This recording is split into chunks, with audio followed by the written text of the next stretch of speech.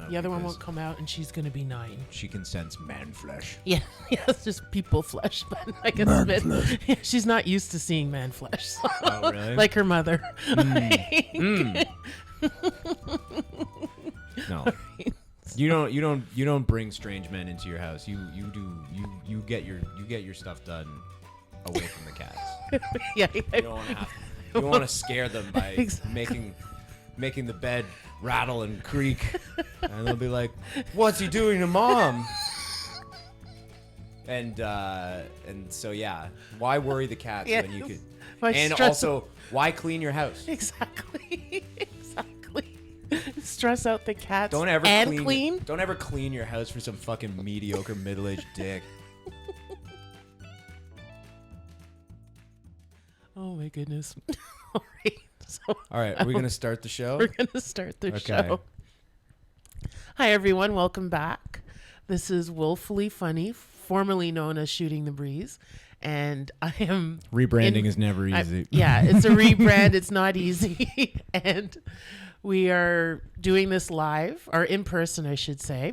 And my guest is my very good friend, Steve Love. Steve Hi. is a talented actor and comedian based out of Ottawa. And That's right. he is in my home right now. So welcome. Thank you. I feel very welcome. I mean, your cats could be a little friendlier, but They could be. like I said, I don't blame them for not trusting me, because I was never a cat guy until very recently. Until a roommate of mine got moved in and with her cat, Yes. and he's let me just say, he's down. He's down. He's a black cat as well, so you know. Cool. He's my. You know. I have black friends, is what I'm trying to say. I'm pretty cool guy. You're a cool guy. Pretty cool okay. guy. Yeah, I think you're pretty cool. Well, that's nice. Cats or not, you're pretty cool. I'm actually like, I'm kind of like converted a little bit, because I had dogs growing up, and I've always wanted to get a dog, but you know, living with a cat and like realizing that they're like they're very affectionate, they're super chill. They're not gonna demand too much of you, you know, at 6 a.m. the way a dog is like, what's the matter? Why aren't you up like I am? Want to play? Exactly. Well, fuck, because if you go out, I'm probably gonna swear a lot on your podcast. That's okay. Yeah. I'm not gonna be like, are we allowed to swear on this No, podcast? no, just swear. Obviously, fucking swear. Fuck yeah. The children do it. Exactly. Parents are just like not even like concerned anymore. It's like, yeah, you listen to Jack Harlow, you can fucking swear if you want to, kid. Yeah, just swear. It's fine. Anyway. I think now if I were to get a pet, I think I might be a cat. I might go cat. You know? Oh yeah, because I grew up with dogs. I always had dogs, and Like big Saint Bernard dogs, or not that big. labs, Like or yeah, we had labs. wee dogs. No, we never had little dogs. My father yeah. didn't want little dogs, but our first dog was a Beagle Jack Russell Terrier, so he was pretty small. He thought he was big, but he was pretty small. Like a lot of the men on here. Little man sure you syndrome, explained but it to- little dog syndrome. Oh yeah, Like, yeah, totally. It's always the small dogs that have the big chip on their Yes, shoulder and have to yes. like feel like they have to assert their manhood by barking all the time. Exactly. Yeah. So that was Sniffy. That was our first Sniffy? dog. Sniffy. No, We no. were little when my That's sister and I were cute. little, and then Cute. our subsequent dogs we had a Doberman mix, so she looked like a Doberman. Is it one of those like it looks like it's got the coloring of a Doberman, but it's like a Kirby skin of like a different dog. Like it's No, was it- she had the shape. Like if you put her next to a Doberman, she didn't really look like a Doberman, but she had like the big chest and the facial structure and the markings. But her You're markings- describing my ideal woman. But we didn't crop her ears or her tail, but her body and everything looked. And instead of like the 2 points that they had there, went into a bow tie. Oh really? Yeah, it was a bow tie. It was very cute. She was very sweet. And then we had Lab. Then we had, I think the last dog that we had when I was still at home she was a cross between my sister and I got her from a friend's house, and so we got her from the parents, and the father was a Saint Bernard and lab, and the mother was a pit bull and something else. And I remember my sister's friend telling us that their dogs had puppies, and the mix was so weird. My sister and I were like, we have to see these dogs. Like, we have to see them. We have no idea what they look like. And we had just lost one of our dogs. I think we had lost a dog maybe a month or so before. And so we went to the house, and they had like 10 puppies running all over the place. And I think half of them were already spoken for. And the owners were like, if you want one, take one. Just pick. You can't have any of these because they're spoken for. free? Yeah. God. Yeah. So we called. We called home. Yeah.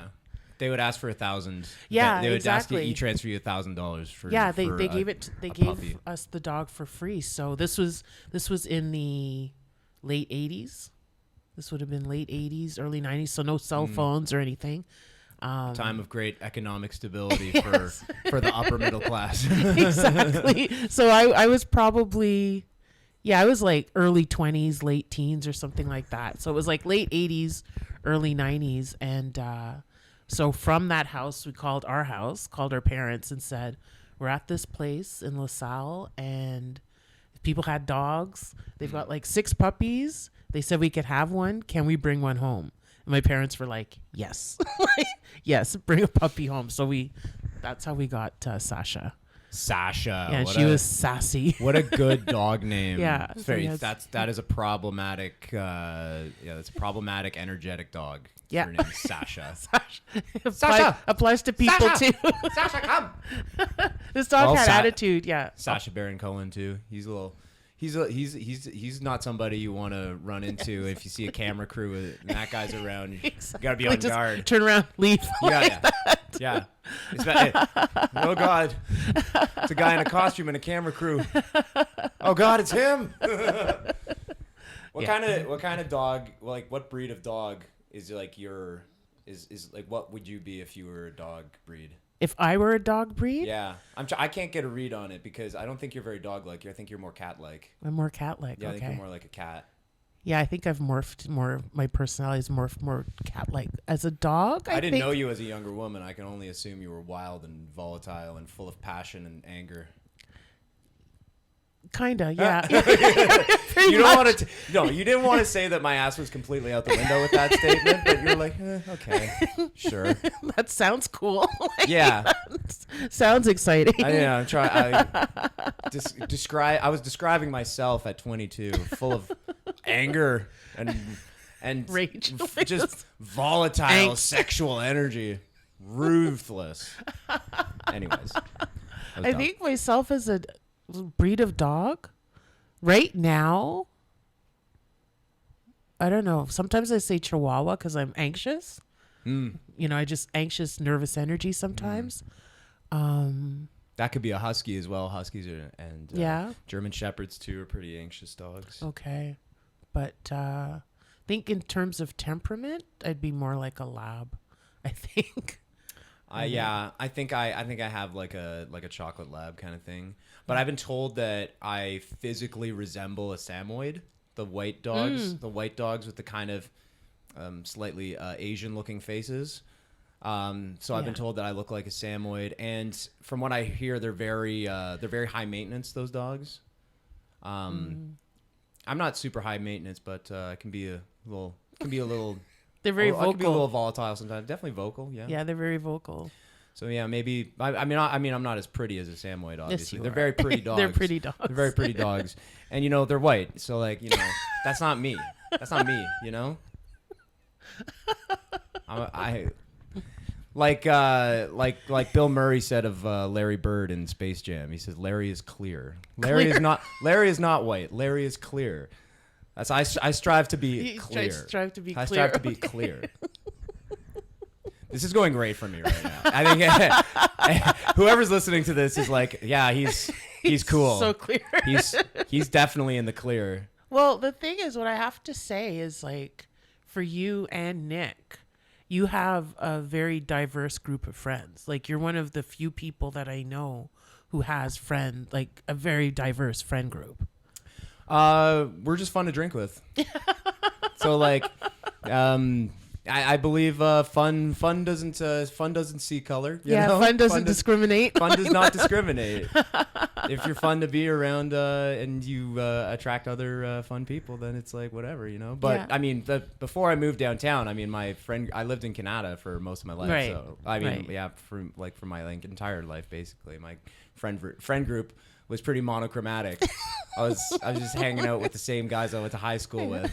Well, I think, it depends on where you live and stuff. Like sometimes there's just not access. You know, you don't have access to other people sometimes. Yeah. You know? I mean, I was very good friends with a guy when like around high school who was half Indian, half Tanzanian, and he was my absolute boy. He's still in Ottawa.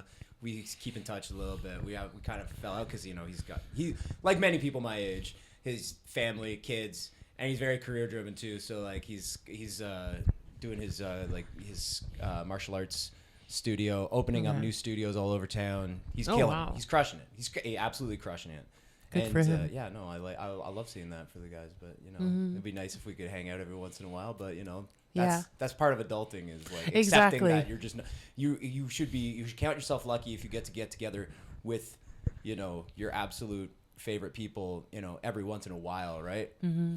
Everybody's got mortgages and children and different priorities. Everyone's priorities are different. They can barely get out for a night with their fucking spouse. Yeah. Let alone the fucking man child who's almost 33 and living with roommates, plural. Oh, you still doing the comedy thing? Yes. How's yes, that I going? No, hey, how's it going? It's going. Come to one of my shows. Come and see how it goes. But yeah, doesn't matter. None of it matters. All that really matters at the end of the day is, are you passionate? Are you living a life according to what you're passionate about? Oh, hello. It's Boo. Boo just decided to claw the shit out of me. She was trying to jump up and kind of missed, but hi there. She's trying to use me as a launching pad. She would be the first to do that because no one looks at me and is like, this guy's gonna get me to the next level. Right. So yeah, she's got a thing for Steve, so she's gonna be here for a while. Yeah, she's my little love bug, and she loves people. Let's just stop the podcast because I'm gonna be focused on the cat too much now. I'm a cat guy now. I'm fully a cat guy. Yeah, and this is the cat to make people cat people. Boo. If people don't like cats or iffy about cats, they meet Boo and they love her because she's so friendly and she's a sweetheart. She's a sweetheart, and so she's gonna be here for a little bit, which is fine. Love the place. It's a great. I love your what do you call it? Cuckoo clock. It's like a grandfather clock, but it's a wall mounted. Yes. Well, this clock was. No, I didn't. What happened? I didn't do anything. Oh, okay. I swear it wasn't me. I didn't do nothing. Yeah, I have a thing for timepieces. I really like watches and clocks. And this was belonged to my mother, and she got it as an anniversary gift. She was both my parents were teachers, and she got it as I think it was a 25th anniversary, like work anniversary gift. But what it was, like, they had 25 years of being pissed off by other people's annoying children. kids. I don't know how teachers do it, man. I don't know. 30 sets of parents just drop their kid off at your class and they're like, they're your problem. Yeah. You have to look after 30 kids at a time. That's crazy. That's insane. Yeah. The volume. Oh yeah. You're a volume parent. That's what that is. Oh yeah. Yeah. It's awful. Because you're not being an educator. You're just daycare. And I think it seems like Publicly nowadays funded it's more daycare. Like when my parents were teachers, they retired in the early 2000s, and it was different. I think by the time they retired, that's when it started. Like the whole system started changing a little bit. The whole more hey, love yourself. Yeah, everybody gets a medal. Everybody gets a medal. Yeah, and my parents were old school. So your parents probably came into teaching at the tail end of the era where it was okay to like whack other people's Yeah. children with a cane or shit. Yeah, where you get like the strap and stuff. Shut up and study. Actually, I remember in early elementary school that like corporal punishment was still a thing in school. Like if you did something heinous in school, whatever that would be, that you get called to the principal's office and get like the strap. Yeah, my dad always Yeah. talked about the strap, how it was very prominently featured in the office, that you could see Yeah. it like walking past. Yeah, the it was like a office. stick or a strap of like And leather or something. My dad was a goody-goody, so he prided himself on never getting the strap. Never got the strap once. I don't He know if was they an strapped angel. girls though. Robin I don't was an know. angel. Oh, for girls, it's probably different. Yeah, I don't know if they would strap girls, but I know boys got the strap. Did they just verbally abuse the girls? I don't know. Because with boys, it's like boys hit each other, girls hit each other with words. So maybe that's how they punish them. I don't know. I don't know. Do you remember like elementary school? I do. And elementary school was a little messed up for me because from kindergarten to I think grade 3, I was in the same school where my parents were. Oh. Yeah. And I was in French immersion. Was it in Montreal you grew up? I grew up in Montreal. Yeah. And I don't know the city super well, but what part of down? I grew up in Chateauguay, which is southwest. It's south. Do you know the West Island? Like I've heard of the West. yeah, Island. the I've West never Island's like been Point there. Claire. I know that women who come from the West Island are trouble. Is the West Island is say like Orleans, Canada? Yeah, it's like That sort of like thing. It's suburbs. Yeah, it's There the you go. suburbs. It's on the island of Montreal. It's the suburbs. Where I grew up was the South Shore, so it was off the island. So on the other side of the river there. Yeah, it was on the other sid of the river. We'd have to take the bridge And was across. it mostly English?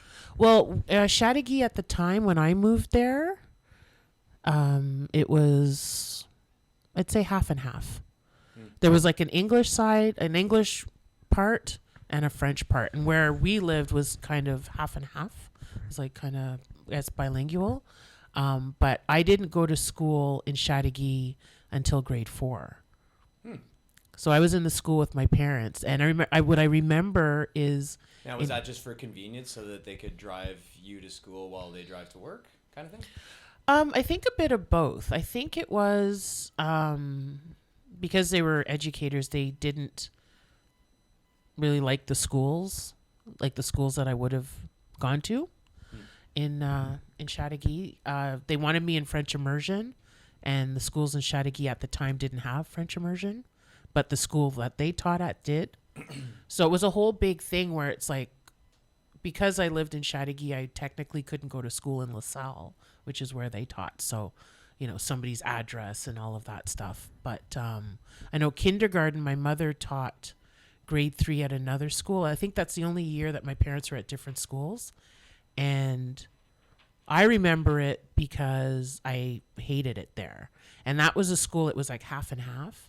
And one of my earliest memories is being assaulted in the schoolyard by these boys. And the thing is, at the time, they seemed really old, but they were probably like grade 5, grade 4, You were in grade 5. kindergarten? You got I was beat up by a bunch of grade 5? Yeah, they didn't beat me up, but they surrounded me.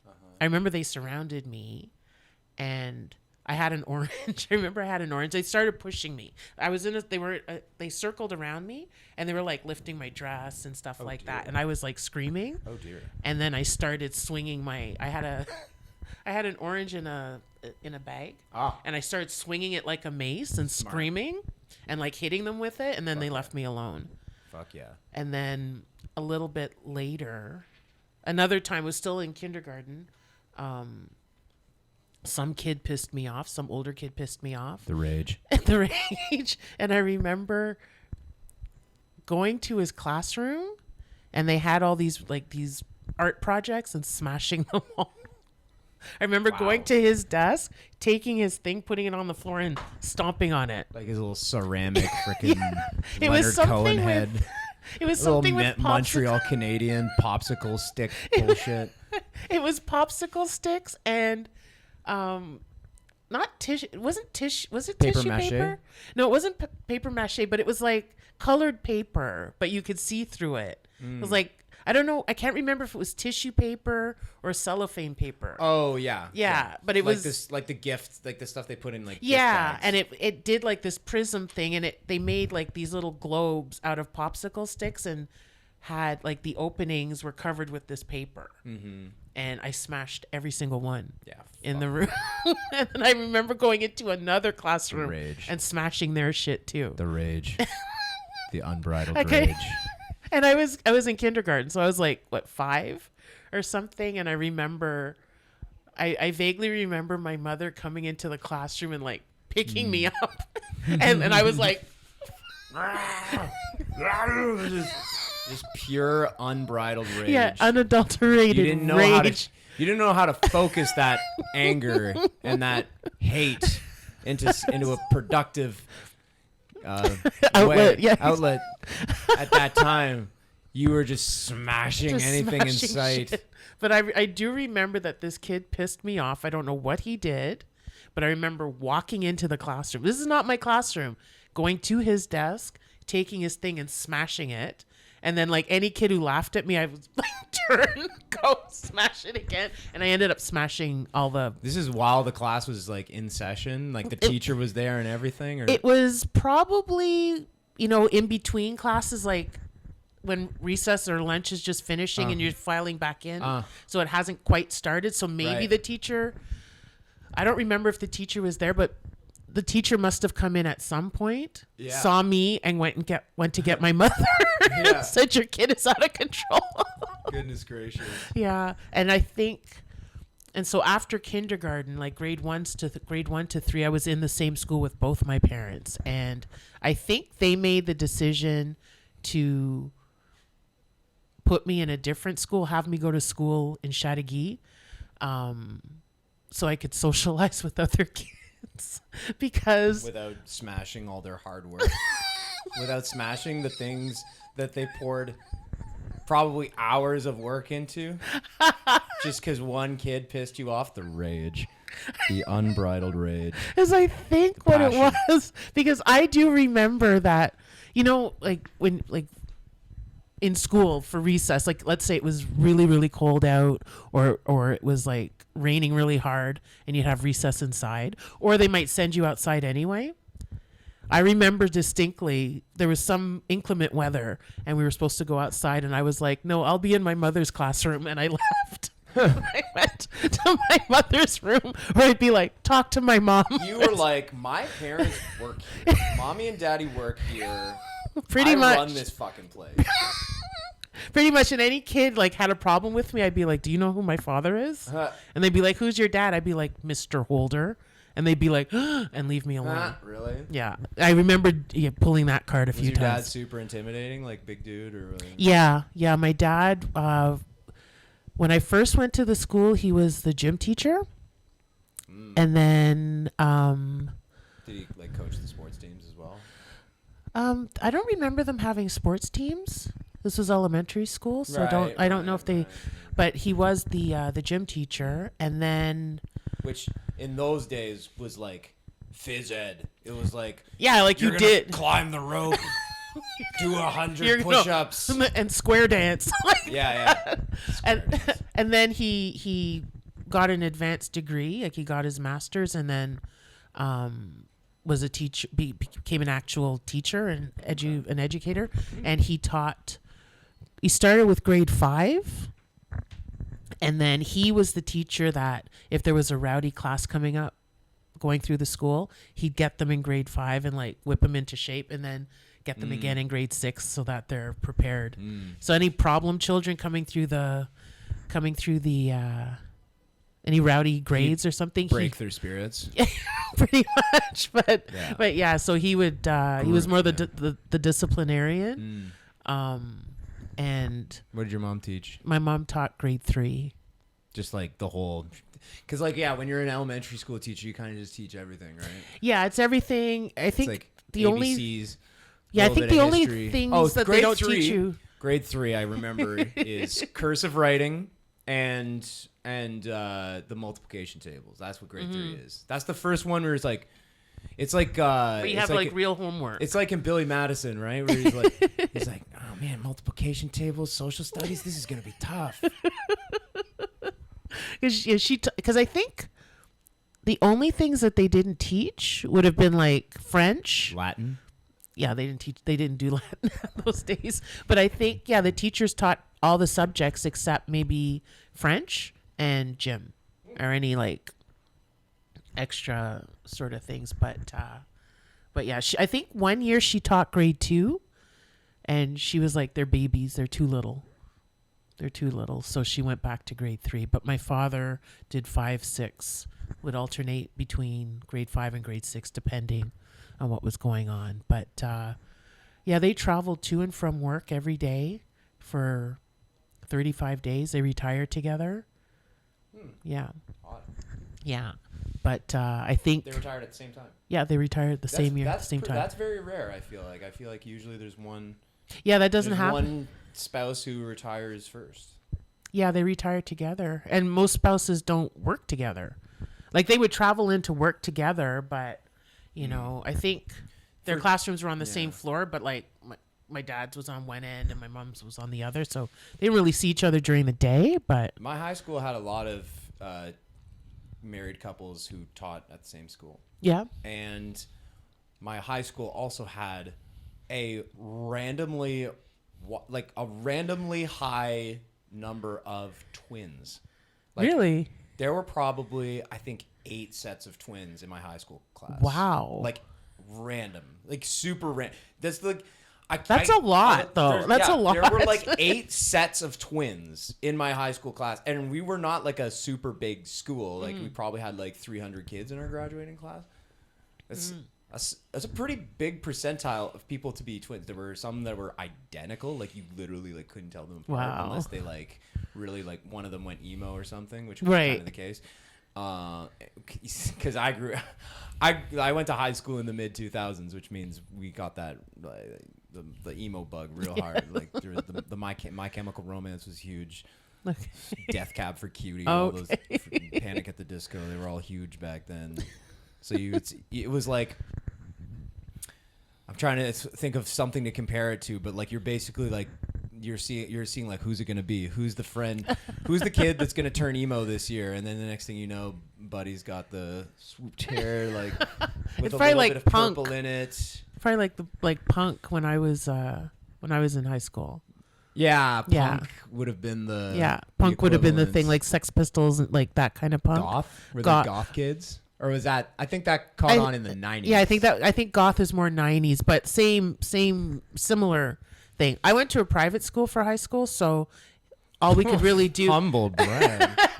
so all we really could do would be like our hair, because my high school was pretty strict, so we weren't allowed to wear makeup. And What? yeah, when you were old, like when you were in Was like it second. the School of Latter-day Saints? What the fuck?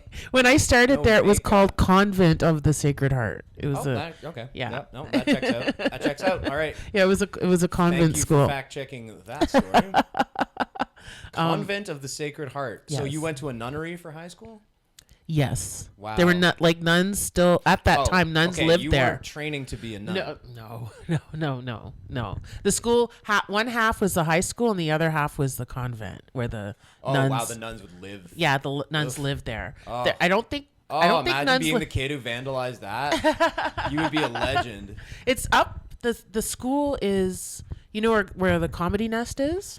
Yeah. If you keep going north on Atwater, if you keep going up the hill at Atwater, when you hit the top of Atwater, the school is on the right. So it looks like this big castle. Like facing, yeah. You've probably passed it. I thought that was like an abandoned insane asylum or something. It looks like it, but that's the school. Like when you continue up, like lightning's flashing, like like it's don't facing go the up hospital. there. It's facing the hospital. But yeah, when you hit the top of Atwater, before you turn right to go to like Côte d'Neige. Is it near the school? Is it near McGill? Is it... It's closer to Concordia. Maybe I'm thinking of Concordia. Yeah, it's closer to Concordia. Like if you pass it and go down like Guy Street, it's walking distance from Concordia. It would take you maybe 15 minutes to get to the Concordia campus. But are you a big Schwartz's guy? Schwartz's, like the smoked meat? I haven't had it in a long, long time, but it was delicious. Next time you go, you gotta go. Yeah, Gotta I go haven't. next Yeah, I time you haven't go. been. The place, like when I grew up there was a place called Ben's. I don't know if it's still there, and it had that Wilco lunch counter vibe to it. Yeah. There was a beloved smoked meat deli that closed down recently. It might have been Ben's. I don't know what the name of it was, but Schwartz's is still going strong. I was actually in New York recently, and I did the Katz's Deli. Yeah. And it was $24 American for their sandwich? pastrami on rye, which is essentially the smoked meat sandwich. Yeah. Right? I think Schwartz is better. Really. I haven't had Schwartz in. Schwartz is a better bang for your buck because you only pay like half of that. You pay half of that price. $24 fucking dollars. That's a lot. 24 American. American fucking sandwich. Get the fuck out of here. That's that. I don't care. That's robbery. I don't That's care a lot. That's I a don't care lot. if we're in the fucking Big Apple. I don't care what fucking apple we're It's in. be- yeah, I don't it's care because if it's you're the in city New- that never sleeps. This fucking travesty. I'm not paying $24 fucking dollars American. It's 'cause for you were in fucking the pastrami on rye with some pickles on the side. Get fucked. Does the Like, drink come did with that? No. Did French fries come with it or no? No. It was just literally just a sandwich. Yes. That's- with pickles. They got the pickles on the side. How They many weren't even- pickles?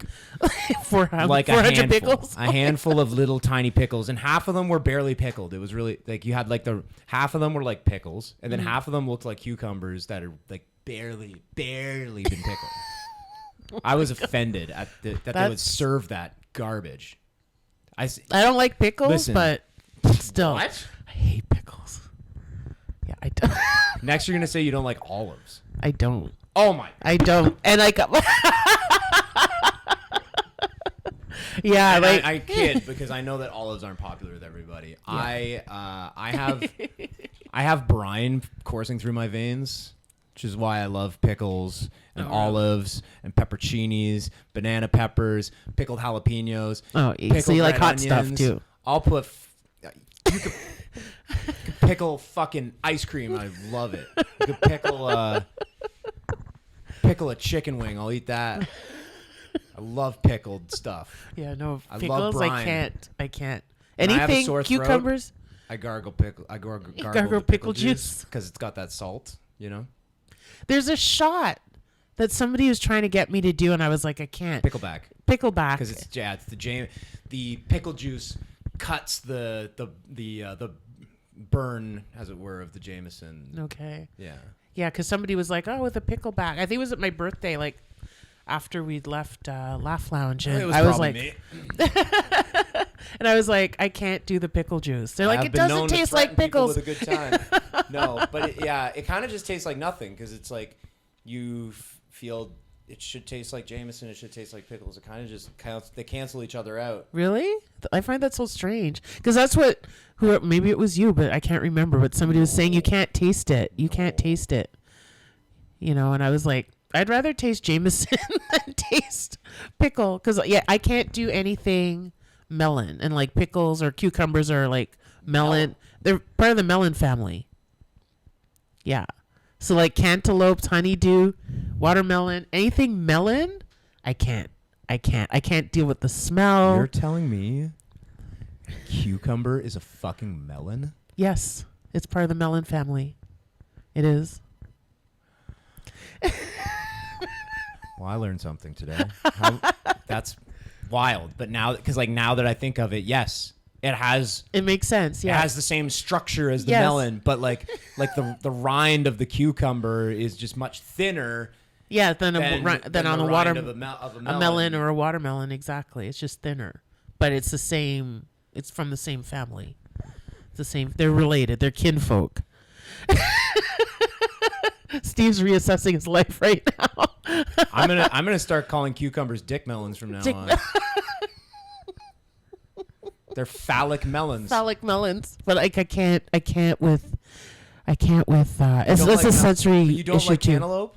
You don't like watermelon? Wait. I've tried. Watch it. No. Watch it. I didn't mean it to be like watermelon of all things. You should like that. No, that's not what I was saying. Watermelon's delicious, and I can't believe that anyone would be like anti-watermelon. That's the thing. I know so many people who like love it, and they're like, "Oh, it's so refreshing and messy delicious." as hell. It's messy, yes. And the I've seeds. tried. I've tried, but I can't. Yeah, nothing. I'll tell you what fruit knocks all types of melons right out of the water. Pineapple. Yeah. Pineapple's amazing. Yeah, I like pineapple. Pineapple's. I bet you do. I like. Since grade 7, I've heard that pineapple makes your cum taste better. Yeah, I've heard that too. I have. You know what? I'm just wait. I need Dr. Drew's opinion on this because guaranteed he knows for real. For real. Well, the guy may be a hack, but he knows. But God damn it, he knows what cum tastes like. I mean, he knows. If there's a way to make your cum taste good, Dr. Drew knows how. And our mutual friend swears by pineapple. Oh, are we not naming names on Well, I don't know if we should. Well, name actually, dropping? he says it in his act, so I guess we can say it. Rob. I knew exactly who you were talking about. He has a bit about pineapple and that men should eat it because it makes it taste good. Yeah, but that Or could better. just be an old wives' tale, right? Yeah.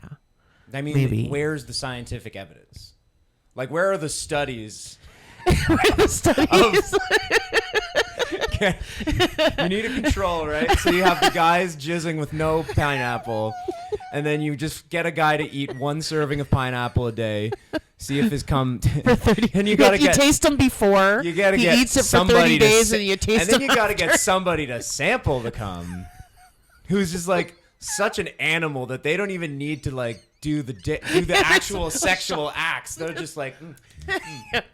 Nom, nom. That one didn't have pineapple. They can tell the difference of what is good. Well, I guess like anything else, like if you eat well. I think that's more I think, what it is. if you It's eat just well like, and you're well eat your hydrated. fucking fruits and vegetables. All these dudes who are like, I have a couple of friends who are like, eating vegetables is pointless. I'm like, well, okay, so like, where are you getting your vitamins from? And he's like, meat and grains. And look, I don't know. I'm not a nutrition expert at all. And like at least one of the guys I'm talking about is a personal trainer and like knows shit about nutrition. And he doesn't eat vegetables? I mean, it's not like he's like sworn off vegetables. Okay. It's not like he's the anti-vegan. Okay. It's not like he's bizarro vegan. He's just it's just like it's not like you need to have them is his philosophy, right? I talked to another trainer who's like yams, like never eat rice. You must eat yams. Rice? Eat yams and red meat. I like yams. I can do rice. Rice is like. I don't fuck with rice. No. If it's served, I'll eat it, but I don't make it. Yeah, like I make rice. I went through a phase where I made rice, and I don't know. It's just like if you're trying to bulk up, if you're trying to like be jacked, and just eat your chicken and rice all day. Mm-hmm. Knock yourself out. Right. Have a steak. Go for it. I love steak, but like rice is a staple in a lot of cultures, and I know like in Caribbean culture, it's a meal staple. Yeah, because like, they actually know how to flavor rice. Right, and like my mom, she could have had like a whole buffet of stuff, and she always said if she could have eaten everything on the table, but if she didn't have some rice, she didn't feel full. It was it's just one of those things that we always had rice at dinner. I eat a lot of rice too. I love Indian food. Basmati rice is awesome, and especially if you get like a little extra. Yeah, just eating it like that. No, it's got to be with something. It's got to be mixed with something. It's got to be drenched in butter chicken or it's like it's a stew or something. Or yeah, it's got to have something. Like to just eat a bowl of rice. No, I couldn't. That wouldn't be appetizing for me. That's and I very think that's Shaolin like that. monk to just eat a bowl of plain rice. Yeah, just you are eating clear just for substance. Yeah, just to survive. You're not eating it for enjoyment or pleasure or flavor, but yeah, like I do. Yeah, I eat a lot of rice for dinner usually, but it's not just rice. Like I have it with some kind of meat and stuff. Vegetables, I don't eat as many vegetables as I should. I tend to just make wraps that have like some vegetables. Yeah. Yeah, like I'll have a club sandwich that has tomatoes and red onions are both high in antioxidants. So, got to watch out for that cancer. Especially when you're constantly holding a radiation machine inches from your testicles. Talking about cell phones. Okay. Sorry, sorry that required clarification. I was like, what are you doing in your spare time? Well, I mean, I think a big part of it is having the phones on you, on your use person it all the time. Like I rarely talk on the phone like this. I usually have it on speaker. Oh. Like if I'm at home, I have it on speaker. Oh, okay. I thought you meant just like out in public. No. Out in public. Like riding the LRT. Just no. No.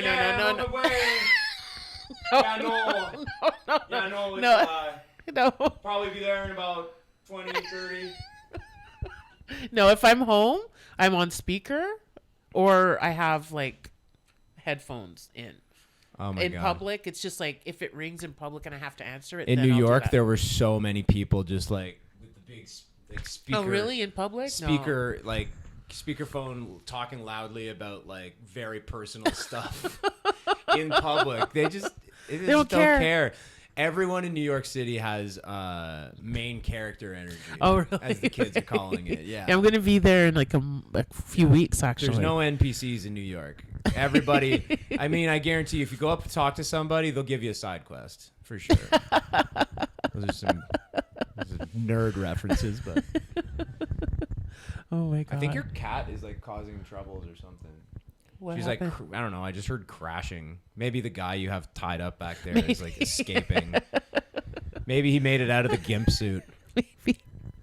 But it's probably okay because Koala's there. It's Boo. Most likely Boo, and she's probably Boo just for attention. Feeling dejected by the fact that we've shooed her away. Yeah. Well, we didn't shoo her away. You should have just let me love her. She left.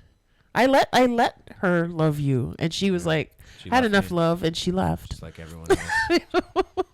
But she'll be back. So she's Just probably like she's probably meowing just because we are occupied, and she's not the center of attention. I'm getting all the attention. Mm-hmm. How about that? Yeah, she's like, I'm not getting attention. Screw this guy. And he's stealing my thunder. Yeah, I'm a big thunder stealer. I've thought about shaving my beard and doing drag. Oh yeah? No. It is a different face under this male makeup that I have on here. Yeah, I've never seen you with. I've only known you with. Mustache and beard. I mean, I've shaved it a few times before. Most recently Halloween. So because I did Pulp Fiction get up. I was Vincent Vega. Before that, it was for a gig that I had. I did a. You remember those part of our heritage commercials? Yeah. Yeah. So it's got a different name now. It's called Historica Canada is like what it's called. Okay, those like vignettes of like part of like Canadian history, like those things. Okay. Exactly. You remember any of those? There was the one with the little Irish girls who were like Molly's or Molly McDonald or whatever it was. I don't know. Something. Like, can we keep our name? Yeah, exactly. Yeah, and that then one. And then there was one. Laura Secord. I have the VHS for Liar Liar, and the VHS opens with the James Naismith part of our heritage commercial. Oh, the so I've seen that. basketball? Yeah, the basketball one. You've so seen I've that seen that 1,000 one a million times.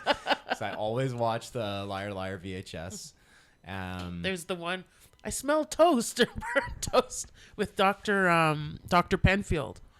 Dr. Penfield? Yeah, it was because there was. It starts off with a woman going, "I smell burnt toast," and and then she has a seizure or something, and then, the next scene is like she's sitting in a chair and her head is open and the doctor's like, what about now? What about now? And he Brain touches surgery? Yeah, and he touches what part of her brain, and she's like, I What smell burnt fucking toast. heritage commercial Yes, are you watching? It's a heritage moment for I think for Dr. Penfield. Yeah. It's like This is the second time you've made me like stare in abject Confusion. bewilderment and confusion. yeah. I'll look it up. I'll look it up and I'll send it look to it you. up right fucking Yeah, now. yeah. No, I'm not. But it's like, she's in like this chair, and they're like medical professionals, and he's poking in her head, and he's like, what about now? And she's like, nothing. And then he touches some part of her brain, and she's like, I smell burnt toast. Yeah. And it was something he unlocked some part of the brain. And cured Yeah. polio. I suppose. Yeah. I think that was a But- different guy. Yeah, but yeah, I remember that one, and then there was one for Laura Secord. Yes. Yeah, Great there were so chocolates. many great chocolates. Great chocolates. Exactly. Yeah, I remember like to me up until that whenever I saw it, I must have been in like the 70s or 80s or something. Yeah. That I always, for me, Laura Secord was like ice cream and chocolates Yeah. because it was the kiosk in the mall. You know. What did she do? She's kind of like a Canadian Paul Revere, I think. Kind- she was yes. like a hero of the War of 1812. Yes. She kind of She warned of warned- the approaching ships or something. Yeah. She warned or got messages to. Yeah, she warned of on like Yeah, incoming yeah. enemy, sort of thing. She helped the colonizers. Yeah, she helped the she helped the colonizers, exactly. Part of our heritage. Part. Part of our heritage. Part of our heritage. Yes. So Yeah. yeah. Weird to reckon with all of history and all of the context, and now here we are in this Yeah. weird modern world.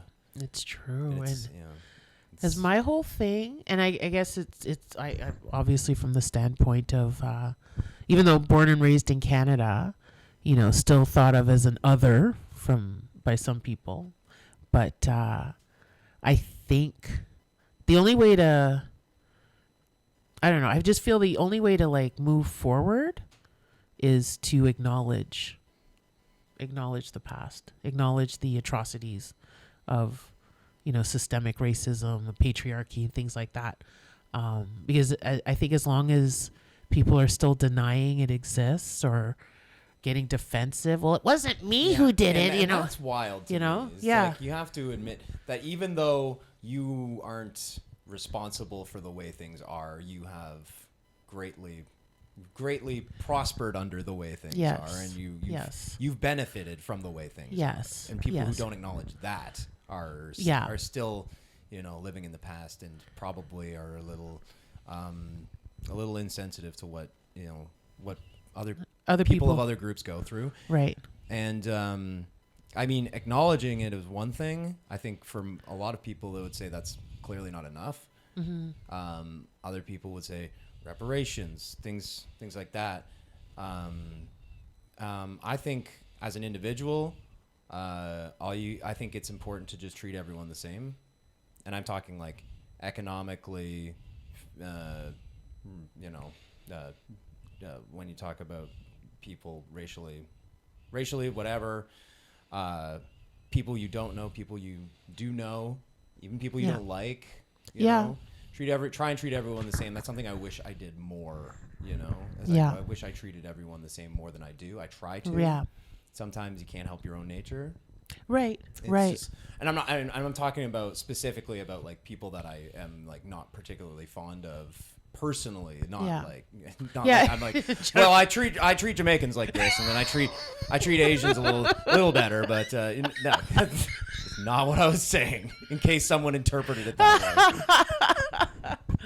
Oh my goodness. Because like I experienced that a lot. And one of the things that just blows my mind is that like how in 2023 that people don't have friends of other cultures or other races, that there's still people that have no exposure. Like their only exposure to like people of color is like TV sort of thing. Mm-hmm. And something that happened to me, and the strange thing about this is like when these things happen, when these experiences happen, these are people like my age. So these are people that are like my generation that we grew up in the same environment. And I'm like, how did this happen? Yeah. Sort of thing. Like, I notice it when I perform in like smaller towns. Well, I was pretty just much. about to say the small town thing is a big part of it because Yes. we live in the city.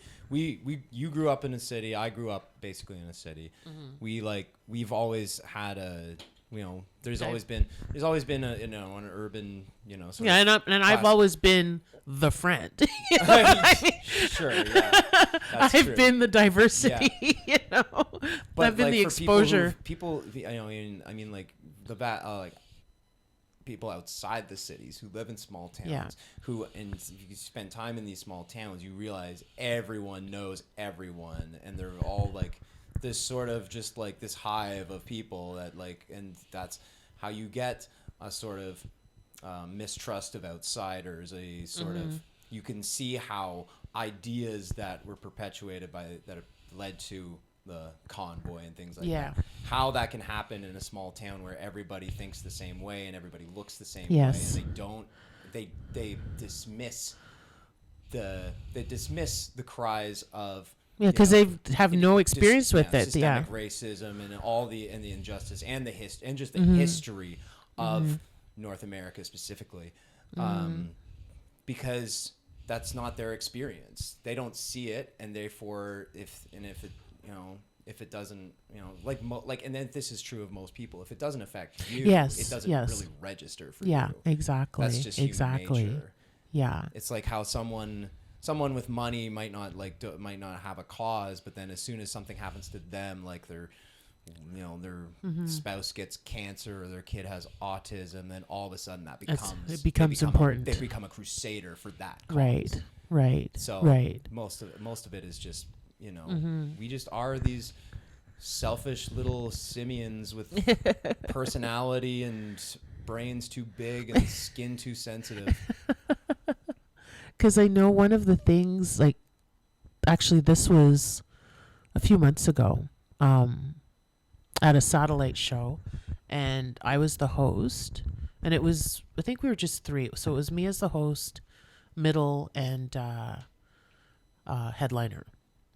And so it was me and two white men. Mm-hmm. And you MC'd, or I was the MC. So like you basically did the. I was there the whole show. Yeah. And a lot of times, like just outside of a small town, 99% of the shows, wherever they are, whether they're in the city or in a small town, most of the faces staring back at me are white. Mm-hmm. Like I walk into a room and it's maybe there might be one other person of color. Most times they're not. Most times it's just like I'm the diversity in the room or in the county. So this particular show, I was the host, and these like nervous faces staring at me, and like I always have to work a little harder because they're afraid. Like I call it whatever, it's fear that they're saying, because they're like, what I'm interpreting is like they're looking at me saying, I won't have anything in common with her. Right. I won't have anything in common. Anything she tells me, I'm not going to get. That's the impression I get. And so the stuff I talk about is pretty universal, pretty standard. And I do that, like, that's with intention to be like, we're not that different. I may look different. I may be older, younger, whatever. We're not that different, sort of thing. Yeah. It's not like you're up there being like, Lauryn Hill is the greatest artist ever. No, I'm not. Yeah, exactly. I'm not doing anything like that. There's nothing racially specific about your act, I would say. No, like I do have some specific most things, of your but stuff is universal and not hard to grasp. Yeah, exactly. That's that why if you've it's so lived approachable and relatable, I think, and that's why it succeeds. Yeah, that's like I do have some bits that are, specific to, say, my own experience. Yeah. Where I'll touch on race, or I'll touch on age, or I'll touch on something like that. Your femininity. My femininity. The feminine rage. The feminine rage. That burns. It burns deep. The passion. Exactly. But I'd say, like the majority of my act most of the time is, I don't want to say generic, but it's relatable. Like if you've gone on a date in the last 30 years, you can relate. If you've Can't relate. if you've been in a relationship or you have Can't relate. family or something, like you can relate to it. So usually, especially if I'm hosting, usually, midway through like the opening, I see like buttholes start to unclench. Yeah, they start to fart. Yeah, they start to fart, they laugh and stuff like that. They relax. Has anyone have you? This is funny. Have you ever farted on stage? No. I've felt You gotta let it all. You gotta let it all hang out up there. I felt it stir, but I've never let it go. I've definitely let a fart go on during a set. No, I never have, because I'm afraid that either it's going to be louder than I'm anticipating, or deadlier than I expected. Yeah.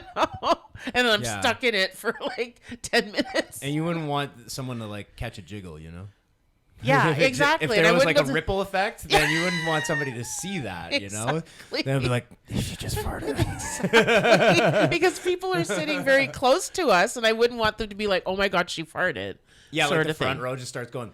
Yeah, the front row's like, so I wouldn't want that. Yeah. But so after this particular show, and mind you, I was the host, so they saw me the entire show. After the show, I was standing with the headliner and the middle. So we're standing, one guy standing here, the other one standing there, and people are leaving the room. So some people came up, talked to all three of us. The majority, if 10 people came up to talk to us, I'd say 6 didn't even acknowledge me. Really? Wouldn't look at me, nothing. Talk to these two guys, and I'm like, they're standing right here. Right. Wouldn't acknowledge me. Right. And I remember standing there going, like, you don't have to say like hi. How about hi? You don't have to say anything to me, but it was like I wasn't even there. And that happens. Really awful. That happens a lot. Yeah. And it's I don't know if it's a black thing. I don't know if it's a woman thing, because I've gotten that too, where I've seen like people, usually men, like yucking it up and high-fiving each other and having fun, and I come on stage and we were at a show at a golf course 2 years ago, last year, 2 summers ago. Oh yeah, the place with the pizzas. Yeah, and we were in like Yeah, it was like a wedding. Very like it was a hall with like fluorescent light, like no. Yes. You could see everyone in the crowd. Yes. And not there was even trying to like change the lighting up a little. Yeah, it was just, and there was the table where there were couples, but the women were sitting at one table and the men were sitting at another table. And I think it was me, you, Wafik, Nick. Yeah. And I don't think Rob. I think Rob was supposed to be there, but Rob couldn't make it out there for whatever reason. Right. I think I think you hosted. Yeah, I think you hosted instead. So yeah. Yeah. You got freaking white guy light and white guy heavy. Oh yeah, but they like that particular table in particular, the table of the men, because I was at the back of the room. Because we were all in the same room, and I remember them laughing and carrying on with the men, like because you were hosting, so they liked you and Wafik, and there was somebody else there laughing and everything. And I remember I came up, and the rest of the room was fine, and these guys all, and then they turned, and they just stone faced, and I remember just turning and locking in and just. I remember that being a weird crowd. It was like, the whole thing was weird, like to begin with. It had like a little, just like, I don't even know. Yeah, it was a town that I'd never even been to before, I don't think. So yeah, because it took us a while to get out there. Like Wafik and I had gone out together, and I think you and Nick came up together, and we ate first, and then This is completely changing subjects, but I don't like to eat right before a show, before going on stage. Yeah, I have to have some time before. I want to go on stage hungry. I don't want to be full going on stage. I don't want to be sluggish, because I mean, typically the food you get at these shows, like I said, pizza. Yeah, I yeah, it's wanna pub eat food. Yeah, I'm gonna crush a whole pizza or a whole fucking yeah, there's like chicken a nuggets. duck And confit fucking burger. Like that's not a good idea to do that before going on stage. exactly. Because that way you will fart on stage. Yeah, guaranteed you will fart. I don't know on if there stage. was even a stage for that show. I think No, we it were just was floor level. floor level. Yeah, it was floor level, and we just walked to the Woo! front of the room. Floor seats, woo! We just walked to the front of the room. Yeah. Yeah. But, That's what my friend who's just getting into comedy is finding out now. That when we talk about how our gigs went, and it's like, well, it wasn't set up like a comedy club at all. I'm like, there's gonna be a whole lot of shows like that that. don't feel like a comedy club. Yeah, most and of feel them. nothing like a comedy. Exactly. You just gotta improvise. Like there's the story of the guys from Toronto who were doing a show in some like a Boston pizza in frickin' like Cobden or something, or what's that town outside of Kings or whatever, Like on somewhere off the 401, some little like town, Belleville or something. some Boston pizza in a town just off the 401, and the guy just got up on there was no stage, there was no even like place for them to perform, so the guy just got up on a table. Guy stood up on a table and started doing comedy, and it played. So it was like, they were fine with it, but like it's like that's the kind of shit that happens in Canadian comedy. And probably all over the world. Probably all over. I'm sure it's not specific to our experience. Because I'd say most of the every comic will talk about all the shit gigs. Oh, for sure. And I'd say most of the gigs and venues we play are not comedy clubs.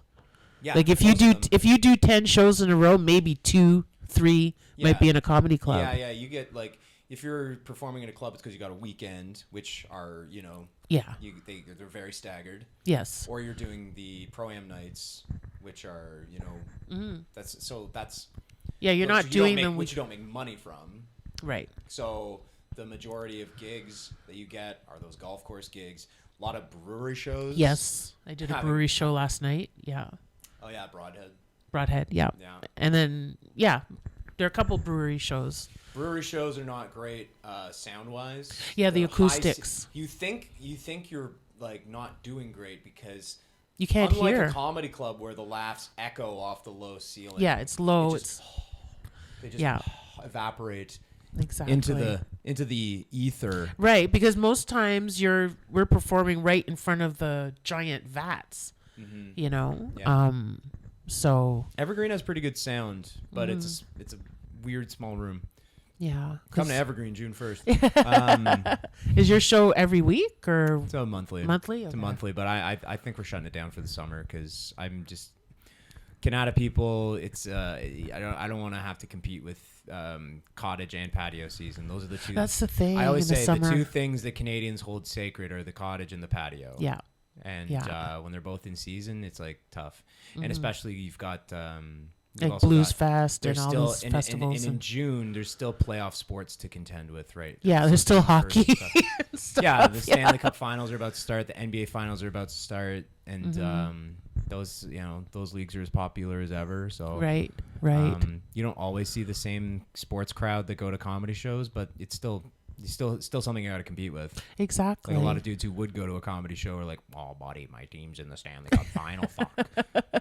And even bar shows, because people go to bars to watch playoff games. Yeah. You know, like how many times have we done like ambush? A surprise comedy show. Exactly. Where people are like, "Why are the TVs turned off and stuff?" God forbid it's like a UFC night. Oh yeah. Is expecting to see expecting to watch the fights. Yeah. And surprise comedy show. Yeah, comedy by ambush. Leave the TVs on. Yeah, exactly. So you're competing with that. Yeah. And then there's other shows where like the showroom is in like one part of the bar, but that's still connected to the bar side, which is people just loudly chirping and watching sports. I did one in Barhaven one time where like it was a great setup for the show, but you still had the bar noise from the and there was a playoff game on. And people were fired up about it. I think it was like a Leafs game or something. And as you know, like Ottawa's full fucking rancid Leafs fans, ravenous dogs.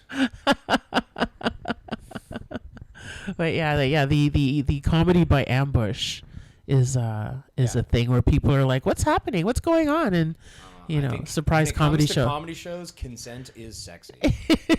Because there's nothing worse than having to open a show Yes. where the crowd is like not expecting. Yeah, we did not come comedy. here for this. Yes. No. I had so years ago I dated this girl who worked in a restaurant, and for like the manager for their staff party was like, well, why don't we do a comedy show? Why don't you put together a comedy show for us? You can perform for us. And my girlfriend at the time loved the idea. She was like, oh my god, yeah.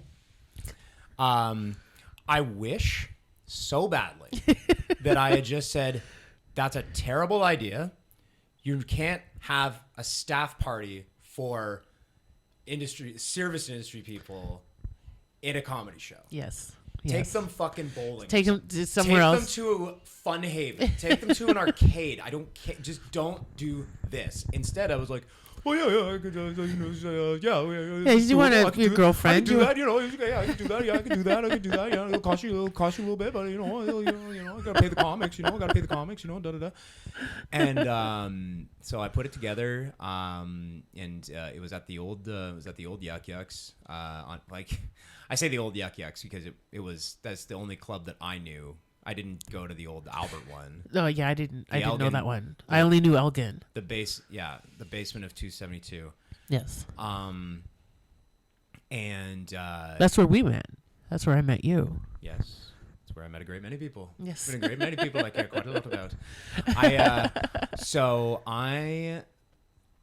We put on this show, and as you could probably imagine, not a single person shut the fuck up the entire time. And because it's their staff party and they don't get to mingle. And that's the whole point, is like they are there to party and to enjoy each other's company. Yeah. Why would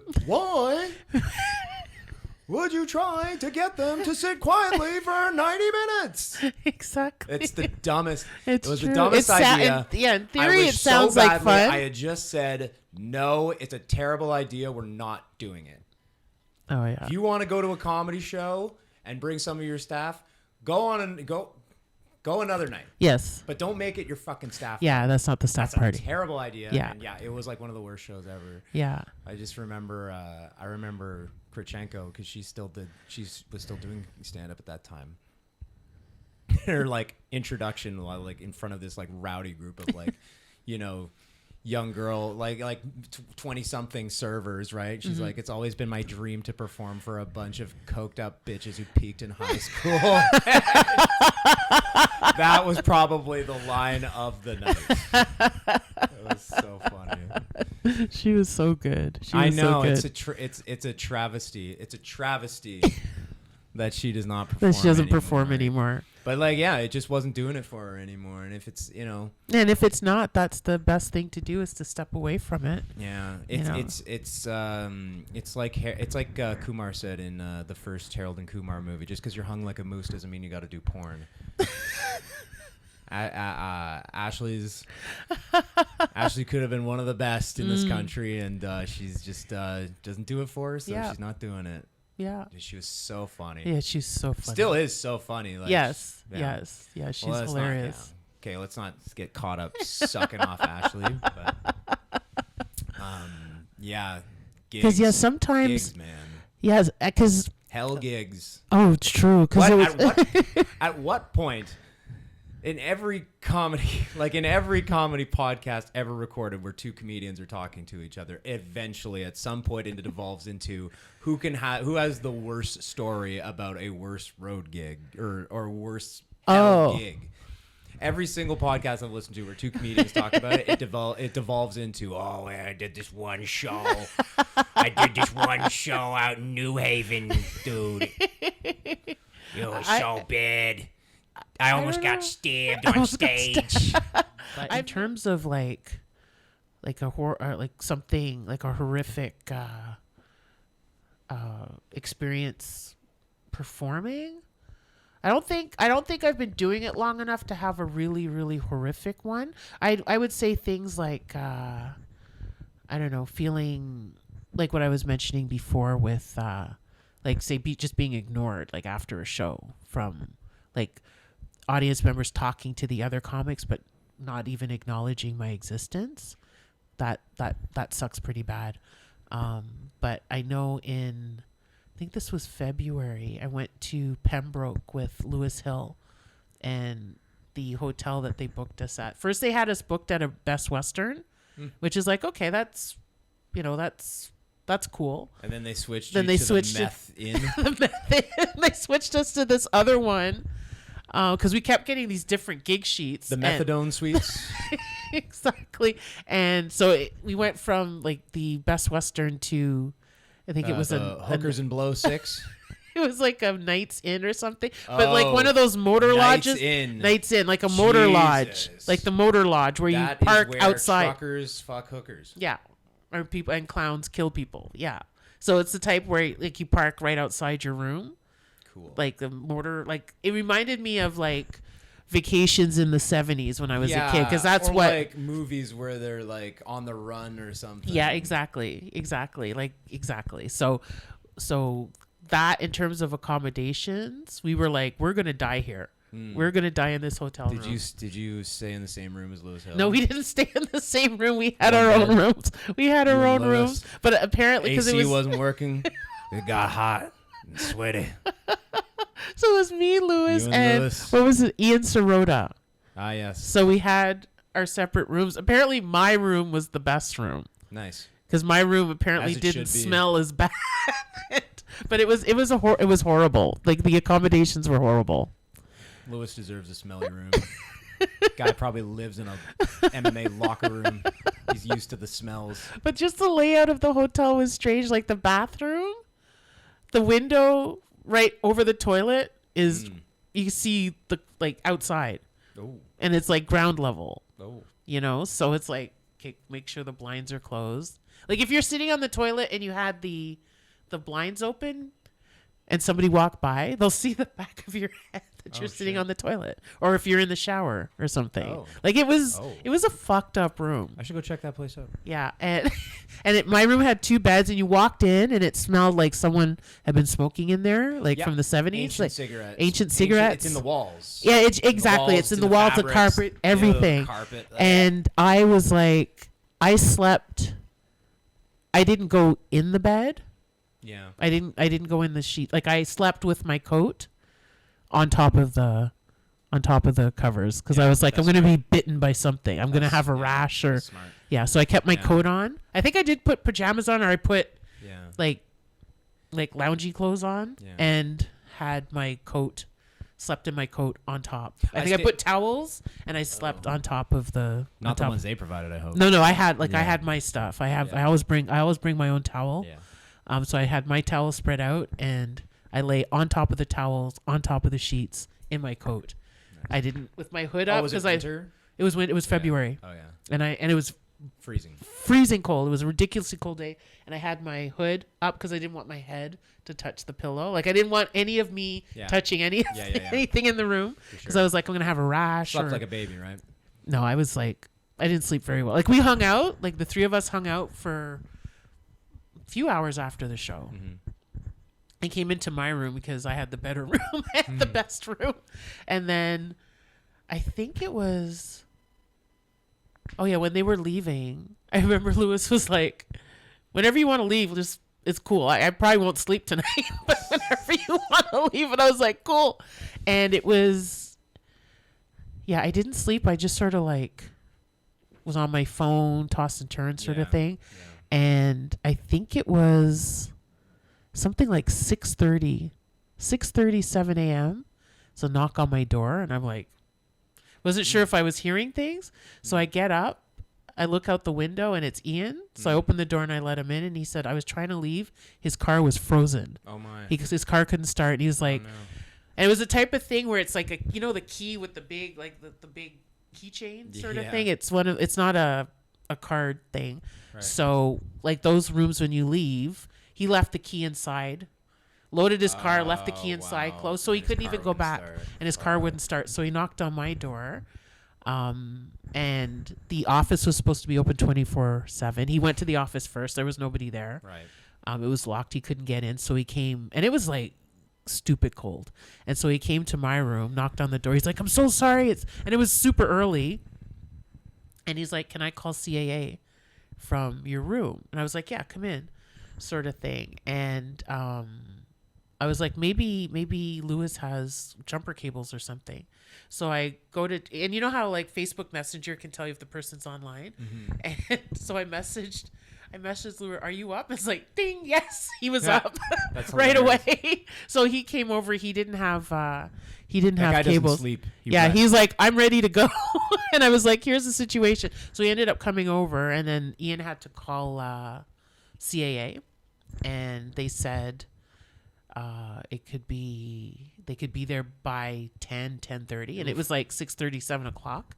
That's And we it. were like, "That's fine. We're not going to leave you here. We'll wait till, so We'll watch Lou- crappy Pembroke TV cable. exactly." So the three of us were in the room again, and then Watching Sports they came Center on loop. on loop. And then Lewis was like, "Okay, I'm gonna go get us some coffee, get us like breakfast or something." So he left, Goes to and Tim's. then he went to look for a Tim's, and then CAA came. I'd say maybe 10 minutes after he left, so came really fast.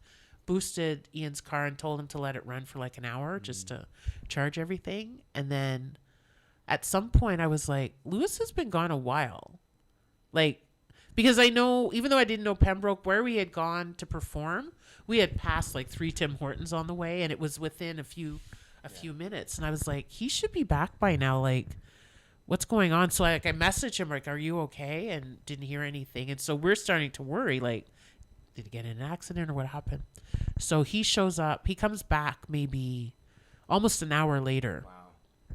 And he says, "The power is out in all of Pembroke, Oh, except wow. for like the hotel where Except for the except motor for this the Knights the Inn. Knights Inn Clown Murder Hotel. Wow. We had power, but he said everywhere else didn't. So he was driving around. He drove all over town looking for a Tim Hortons or someplace to get coffee, and everywhere had nothing. So he came back. And he was like, "Sorry, I couldn't get any coffee because power's out." Yeah. And we're like, "Okay, we were worried that something had happened to you." Yeah. And he's like, "Did CAA come?" And we were like, "Yeah, they came like a few minutes after you left. We just have to let the car run a little bit longer." At this point, the car had been running maybe 45 minutes or so. And so Ian was like, I think we're good to go," sort of thing. So yeah, I was already packed from the night before because I was like, I have my coat on and everything. You never got unpacked. I never got unpacked, exactly, because none of my stuff ever touched anything. So I was ready to go. Lewis Smart. had loaded up his car before he had come to my room, so we were all ready to go. So we just waited to make sure Ian got off all right, and then we hopped and Lewis was driving. Then we hopped in the car, and I don't remember where we stopped, but we stopped like we had to go like 2 towns over Wow. before we could get power. Wow. And then we got coffee. Wow. So yeah, so that was like a road, a bad road experience. I've had a lot of fun road experiences, but that was that whole motel scenario reminded me of Coburg Inn. Which one? Coburg Inn. Coburg is like the town outside of Toronto. It's like an hour outside of Toronto. The reason I was I've been through there. Yeah, me and 4 friends we stayed in one room, and I slept on that shitty carpet because I was like 22. Like I said, me at 22. And this was pre-comedy. I didn't do comedy at this point. We were just checking out comedy shows. Yeah. We had checked out a absolute open mic night, and then afterwards we were driving to a friend's house in Barrhaven to just have a couple drinks after the show. And we said, and then we're driving down like the 416. It's like, hey, if we just kept going, we'd get to Kingston because a couple of us went to school there. It's like, well, if we keep going, we go all the way to Toronto. Yeah, a little bit longer. And and Toronto's there. Buddy in the back was like, well, the Jays are playing tomorrow. And we're all like, well, like we all like just decided not to back down. We're like, I'll go if you go. I'll If fucking you go, I'll go. If you go, I'll fucking go. If I'll go, for you go. So we ended up driving to Toronto in the middle of the night, but Buddy couldn't make it all the way to Toronto, and we're like, well, we're not gonna want to stay in a place in the city. Like if we have to stay somewhere, because the plan was to just not sleep. Just my god. just like go to Toronto and go to the Jays game that And night, then drive back. And then drive back the night after, so we wouldn't have to pay for a hotel. But we ended up staying at the Coburg Inn. 5 of us staying in a room not unlike what you just described, except so there was like they slept over the covers. Yeah. And I slept on the carpet and probably still haven't recovered from it. Because God knows what was in that carpet. Yeah, and then we ended up going to Toronto. Went to a Jays game, and there were these two dads from Boston with their kids there because it was the Red Sox were in town or something. Yeah, it was a Red Sox game, and we like befriended them, and these guys were like, "Oh, dude, if we didn't have our kids here, we would totally party with you guys. We want to party with you guys so hard." And so I guess one of my buddies made like a bet. He made a wager on the game that cleared, so he had a little extra money. So some of us, I think, went to a bar, and the rest of us we had to go into a strip club called the Brass Rail and peel them out of the strip club. And then we drove back to Ottawa. And walked into my parents' house at like 7 a.m, and they're like, "What the hell happened to you?" What the hell? I'm like, "I'm going to bed." I haven't slept in 3 days. Yeah, love you, Mom. I don't have a lot of like road stories because you usually are just like you're usually in the Ottawa region. I have a car, so I'm usually the one driving, coming back. Then I did a show in Calabogie where there was a hotel, and like that was a clown car situation where it was another like group of comics all in one room, stupid shit. And trying to think of like what other shows I've done where like I actually got like a hotel for. Like when I played Absolute, I was able to stay at the condos, but like I don't. Yeah, I did that in February at the condo in Toronto. Yeah. I went to Moncton to do a weekend at a club that used to be there called Hell's Basement. Doesn't exist anymore. I don't know. Like Birdie and I planned this together.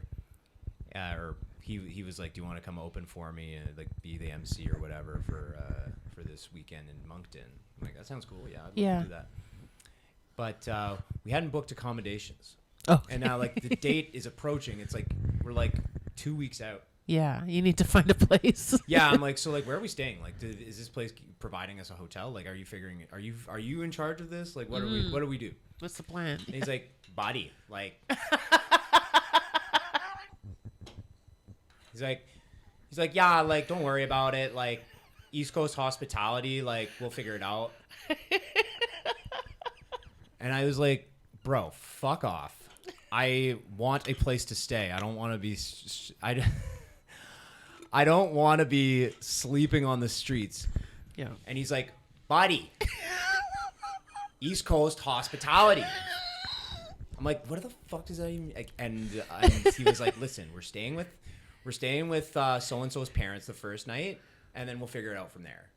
Okay. And I reluctantly agreed to it, but sure enough, the other comic we were with, I might as well just name names. It was a dad. It was David, a dad. He's from Moncton. Yes. So we were staying with his parents, and 2 of his buddies came over, and they lived in the town proper, and we were like making friends, obviously, and then we were just like, "Hey, can we just like stay with you guys this weekend?" And they were like, "Yeah, absolutely." So that was the East Coast hospitality. Yeah. And they fucking partied. And we had a great weekend. It was a lot of fun. It was great. Moncton's disgusting. I've never been to Moncton. Also kind of awesome. There was this bar. The funnest bar in Moncton was this place called Chris Rock. Oh, really? It's called Chris Rock. don't It's know a if restaurant, I don't know or if it's Chris Rock's like apostrophe S. Yeah. I think it's just Chris Rock. like the name. Yeah, Like the and there's, like the comedian. There's pool tables, and like bottles of beer were like $3.50. It was stupid. Oh my god. Oh yeah. Oh yeah. Yeah, Moncton's disgusting. I just got back from Halifax, and that's another place where it's like, Yeah. if you I've been to Halifax. Yeah. if you want to overdose on liquor, Halifax is a great place to do it. Because I went, the last time I was there was September of 21. And I went. Oh, you went when it was lame to be anywhere. Yeah, we were just coming out 21 of. was 21 was a weird year. Yeah, because it was like a hybrid The year. start of the year was still very Restrictions. restricted. Yeah. And it was like very touch and go too, Yes. right? It was like, Yes. the cases are up too high. Okay, we got to pull back. Yeah, shut down. Yeah, Shut down. exactly. Okay, now we can have Exactly. 4 people at a table at a restaurant. Yeah. 50 people max. Okay, no. Now we have to pull back again. Yes. And then yes. at a certain point, I think, like from the summer on, it was kind of just like, whatever, wear a mask, I guess, but Yeah. shit is fully open. Yes. Yes. Because I know I went mid-September, I think, late September. Yeah. And by the summer of 2022, things were completely open. completely Exactly. back. Yes. Yes. Yes. So, because I had gone, it was September 21, and I had to do something online and tell Nova Scotia I was coming, and like upload my vaccination certificates. Yeah, and everything. And to work in certain industries Yeah. too. Like for like traveling to Montreal for voice work, I did a lot. I filled out a lot of those stupid online. Say you're not sick. Yeah. Are you sick? And my warehouse job, every single day I had to fill out a stupid piece of paper. I'm like, save the fucking trees, man. I had to fill out a stupid piece of paper that says, check that you don't have any of these. Check. Yeah, check, that check, you're not. check. But yeah, I had to do that thing. I can't remember what it was called, but upload my documents, and then when I got to that, exactly. And then when I got to the airport, they gave me a kit. They said I didn't have to quarantine because I was double dosed at that point. But I had a testing kit and I had to test myself. Really? Yeah. They Made gave me you test yourself? Yeah. I took the kit and I remember testing myself when I got to my friend's house, and I was fine. And I had to go to like a lab because I got cast in something. I got cast in a Montreal production, and before you showed up to the set, you had to get tested. So I had to go to a lab in like on the Gatineau side, I'm pretty sure, to like do this, like get tested by an actual, like at a clinic for sure, an actual profesh. Oh, like a nurse or something. Get those results back. And I was on set for I think like 3 or 4 days, I think. Okay. And every day you had to get tested. Every day. You had to get tested every day. Yeah. Because I know the first time I got tested, not like when they first like tested you, and they really just try touch your brain, try to reach the cervix of your nose. I know that was awful. At a certain point, they just said, that's all you did. Just did this. Not. Yeah, you'd be like mentally preparing yourself, and then it's just like, and you're like, you're like, Was there like a segment you wanted to do? It was called Crazy Questions. Crazy Questions. We can do it. Let's ask some crazy questions. Crazy questions. Crazy questions quickly. Crazy questions quickly, because I got a guy. Okay, so I got a guy. So I have 249 questions here that I've like culled from the internet. Yeah, carefully curated questions. From exactly. So they range from curated crazy questions quickly. Let's go. Exactly. So they range from silly to deep to funny and stuff like that. So okay, so you're just gonna pick one at random. Well, you'll pick a number. Okay. And I'll read the corresponding one. I'll read the blah, blah, blah. Okay. You pick a number. I'll read the corresponding question. Okay. 55. 55. Okay. That's my number in football. That's my That's your jersey number in football. Okay, 55. What part of the human face is your favorite?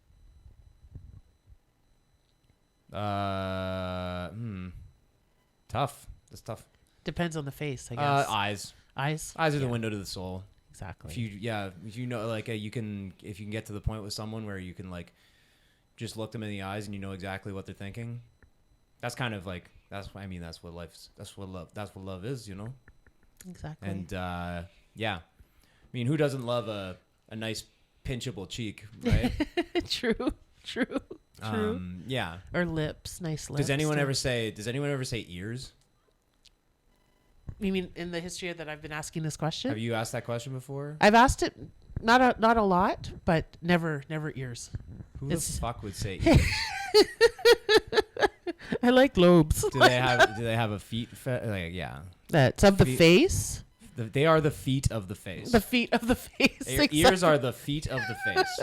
Lots of eyes. I think eyes is number one. Eyes is the one that makes Yeah. sense. It's Yeah. the window to the soul. Yeah, and the lips. mouth is important because that's where words come from. Words come and from. That's where dicks go in. Okay, That's how you kiss. that's how you kiss. Yeah, you heard it here first. Steve Love kisses with his dick. Okay. All right. That's enough. Do I ask you a question now? No, You want to pick a number and ask one? no. I can answer the same question. Yeah, you said. Yeah. I think we were on. Yeah, we're on the same page. Like same eyes. answer, Yeah, pretty much. eyes. So we could pick another number. Okay, 111. 111. Yeah, 111. 111. 111. Okay, 111. Who has influenced you the most? In comedy or in just in general? I guess however you want to answer. Because, as I was reading this question, depending on what aspect of your life you're talking about, it could be a different person. Like if it's comedy, it could be one person. If it's life in general, it could be somebody else. Yeah, I don't really. I can't think of one specific person. Mm-hmm. I mean, comedy would be Chappelle. I kind of like. I grew up watching him, and that's kind of like made me want to do stand up. And I feel like maybe there are phrases or moments or mannerisms that I feel like I'm imitating of his when I'm on stage, which makes me pretty cool. makes me pretty clear. Very cool. I'm pretty clear if you ask me. You're clear, and you can interpret Chappelle. Oh yeah, imitate. Not interpret is a whole other word. I think there's no limit to how you can interpret that. That's fellow. true. But also kind of just the way he lives his life. He's very philanthropic and like lives in a small town in Ohio, just like minding his own business kind of, and then is just like a rock star whenever he goes to these big cities or wherever, goes on tour or whatever. I've always said that my mom is my hero, or I've been saying this for the last few years because I think from her, I think a lot of the values that I have are from her knowing how to live better than just about anyone I know. And I try for the most part unsuccessfully to carry on the values that her and my dad have put in me, but it's a different time. This and the generation that I'm in is weird kind of middle ground where we're not the young kids anymore. We're this generation that's entitled and kind of I don't know, maybe I don't know how to describe millennials other than that we're entitled, and I think we're kind of hopeless. Well, I think because I'm Gen X, and I know at some point we were considered entitled too. We were also you were ennui. Yeah, you were apathetic. Yeah, but yeah. A lot of us were like, pandemic. Fuck, Yeah, we could stay home. We don't care. Yeah, I like millennials are the fuck me generation. Gen X is the fuck it generation. Yes, and I think Gen Z. Did I say Gen Z? I meant millennials. No, I think you said millennials. Okay, and Gen Z is also a fuck it generation, I think. Yeah, those are like They're the born in the the 20 20 somethings nowadays. right. They're very much like fuck it, anything we do whatever. Shit is fucked. We're fucked. Yeah. I vape and I have anxiety. And I'm bisexual. Yeah, because I think like at any given point, like generation is considered like vilified at some point. you Yeah, know? no, I remember a couple years ago it was all of these millennials. If it weren't for these millennials on their phones all the time. Yeah. COVID, sorry. It's true. And I think people mistake the boomers that I watch on my sports talk shows definitely I think confuse what the Gen Zs are with millennials, which I consider kind of an insult. Yeah, I've because never dyed my hair in my life. I've vaped on occasion, but I'm not like these other losers. That's just I joke because I have lots of friends of that generation. And everything I say is a joke. I'm doing bits. I'm just doing bits. I strive to be, just a walking bit. I'm just a walking, talking bit. That's what I strive to be. Okay, let's do another one. Okay. Pick a number. 69. 69. Okay, 69 is, what's the closest you've ever come to being arrested? Well, I was arrested. Oh, you were? I was arrested. It was I was in university, and it was like a Queen's faux coming because they actually universities have their homecoming. Queen's universities was so extremely rowdy and just unconscionably destructive. Like people people turned over cars and oh my God. It's a big party school, right? Weirdly enough, that considering it's like the Harvard of Canada. Yeah, that's what I was gonna weird. say. Yeah, because I knew people who went there in the party and it's like a I've half partied at disaster. Queens in the 80s. Yeah, they take it very seriously. Yes. And so for like a couple years there, they canceled homecoming. It was like there's no homecoming this year, but people would still party that weekend. Yeah, because it was still homecoming. So it was called like faux coming or whatever. And there was so I lived at the corner of Brock and Division, a pretty busy street corner in Kingston. And there was massive police presence at this faux coming thing because they didn't want no shenanigans. Shenanigans. And there was there was this van that was waiting at the light by our house, and the side of the van had like big letters. It was like one of those word graphs, right? It was like PSU, Public Service Unit, right? And in obviously one of the comedic highlights of my life, I go more like public shitting unit. Admittedly not my best joke. And so window rolls down, and it's like, yeah, who made that last comment there about public shitting unit? And we all just say fuck all. And then he's like, yeah, that's what I thought, you big tough guy, eh? Oh my God. And I just go, well, you can't arrest us for talking. And then the doors swing open, and it's like a SWAT team of people who are just ready to fucking crush skulls. And yeah, they we can. grabbed me. They put me on the ground. They oh my and God. I did not resist. I went full limp. Yeah, they choked me and stuff. Holy shit. Yeah, and they put me in a paddy wagon and they threw me in the drunk tank. Now I don't have a criminal record for this right. because it was just one of those bullshit things. Yeah, they're just asserting power. They were on a power trip and it was they're just like you just pissed them they just off. wanted Yeah, to prove a point. Yeah, I pissed them off. You pissed them off. And it admittedly with one of the dumbest things I've ever said publicly, and that's saying a lot.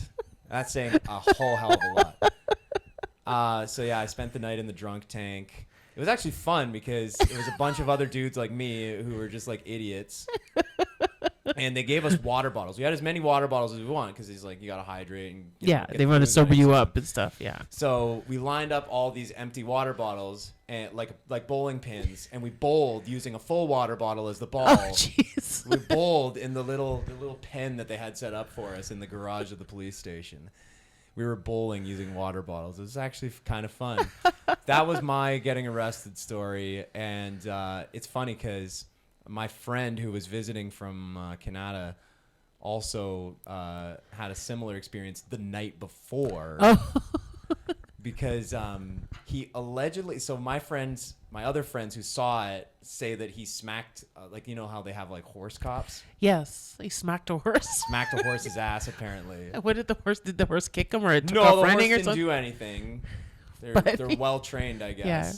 But he like You're not he- supposed to touch them. like they arrested him. Like this, he could have been charged with like assaulting an officer technically. True, because a But- horse is considered the police. Yeah. Yeah. But, It's like the dogs, yeah. And so he got thrown in the drunk tank the night before I did. And I remember recently we were together, and we were all like, "Wes, what?" It's fine. He'll never listen to this. He'll never listen to this. It's fine. But like, blah blah blah. Like, what happened that night? What happened that night? What did you do? Like, did you smack the horse cop's ass? And he was like, "Listen, like, I remember. I just remember there was a horse, and the next thing I know, I was arrested." That's all we're getting out of this. I think that's a good place to wrap up there. Eh? That's pretty funny. I gotta get moving. Here. No problem. Thank you so much for having me. Thank you This was a lot of for fun. this was a lot of fun. I appreciate you coming. Yeah, I appreciate you being here. Yes, I love you very much, and Love you too. thank you so much for coming here and for doing this Pleasure's all with mine. me. Thank you for having me. Thank you. Okay. So I will include your social media in the show notes, and thank you everyone for tuning in. Thank you for watching, and we'll see you next time. Bye.